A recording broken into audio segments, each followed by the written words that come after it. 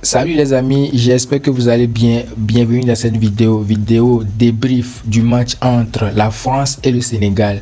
Victoire de la France 3-1, match de Coupe du Monde, premier match de leur groupe.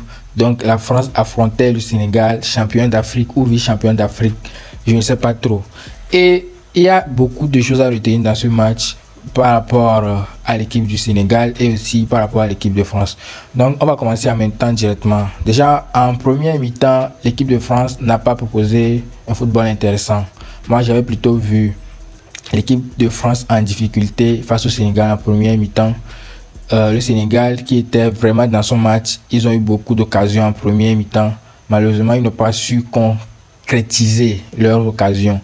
Je parle notamment du poteau de Nicolas Jackson sur le poteau de Nicolas Jackson et aussi le raté de Ismail Assar et lui sont ratés. Je sais pas. Il a l'occasion qu'il a raté, il devait pas rater ça. Surtout si tu joues contre l'équipe de France. Tous on connaît l'équipe de France, les joueurs de l'équipe de France, la qualité des joueurs de l'équipe de France. L'équipe de France a tellement de joueurs qu'il y en a même qui n'ont pas été sélectionnés pour la Coupe du Monde alors qu'ils méritent vraiment d'être à la Coupe du Monde. Certes, le Sénégal a un effectif et tout, mais quand même l'effectif de Sénégal n'est pas comparable à l'effectif de l'équipe de France. En équipe de France, on a le ballon d'or déjà, Ousmane Dembélé, Olysée qui a fait une saison énorme, qui est actuellement considéré comme l'un des favoris pour le ballon d'or. Il y a aussi Mbappé, superstar, tout le monde le connaît, superstar du Real Madrid, il a terminé Pichichi en Liga 2 fois consécutives. Il y en a tellement de joueurs, je ne peux même pas tous les citer.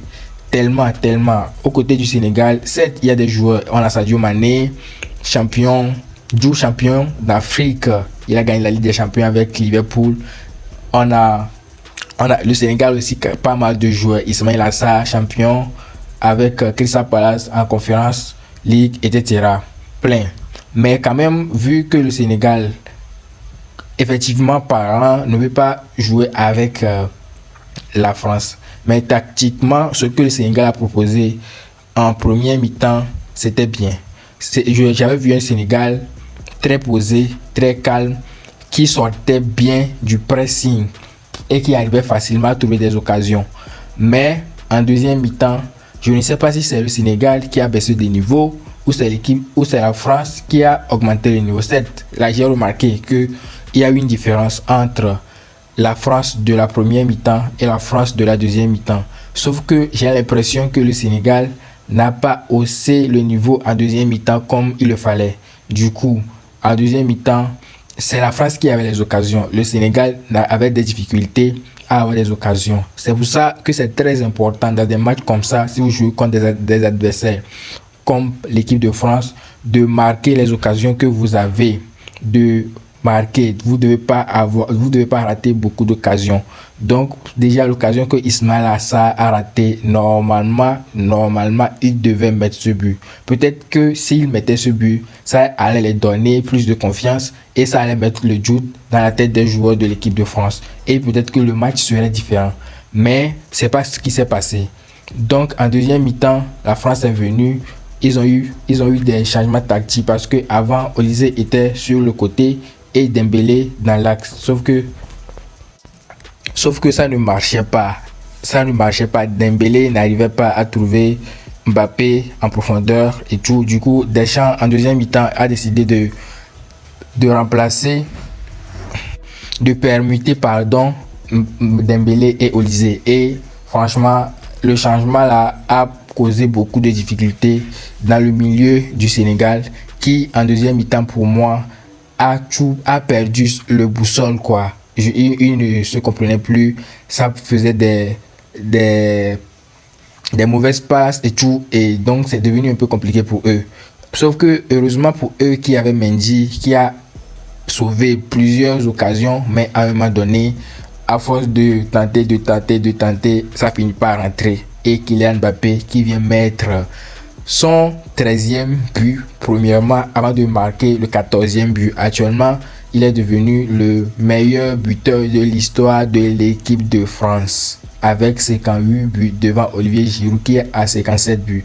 Donc, après le premier but de Mbappé, Deschamps, encore coaching payant, faire entrer Bardé Barcola qui vient 2 minutes à 20 ans. Deuxième but, 2-0 de la part de l'équipe de France. Déjà en ce moment, je savais que c'était déjà terminé parce que la confiance était partie. Côté Sénégal, la France avait retrouvé la confiance et il y avait le doute chez les Sénégalais. Et aussi, bon, l'entraîneur du Sénégal a fait un changement, il a fait entrer Mbaye et vu qu'il est talentueux, il a réussi à réduire le score. Sauf que la réduction du score n'a pas permis au Sénégal d'aller chercher le 2-2. Mais une minute plus tard, doublé de Mbappé, 3-1. Donc, la France a gagné. Donc maintenant, il va falloir que les Sénégalais partent chercher 2 victoires, partent gagner les 2 prochains matchs surtout contre la Norvège, pour pouvoir espérer une qualification pour la suite de la compétition. Les gars, c'est ce que j'ai vu dans ce match. Je pense que le match était intéressant à regarder parce que c'était 2 équipes très intéressantes, 2 très grandes nations du football qui se sont affrontées. Donc c'est ça. Du coup, on va espérer que le Sénégal gagne ces 2 prochains matchs pour pouvoir se qualifier pour la suite de la compétition. N'oubliez pas de vous abonner et on se retrouve bientôt pour une nouvelle vidéo.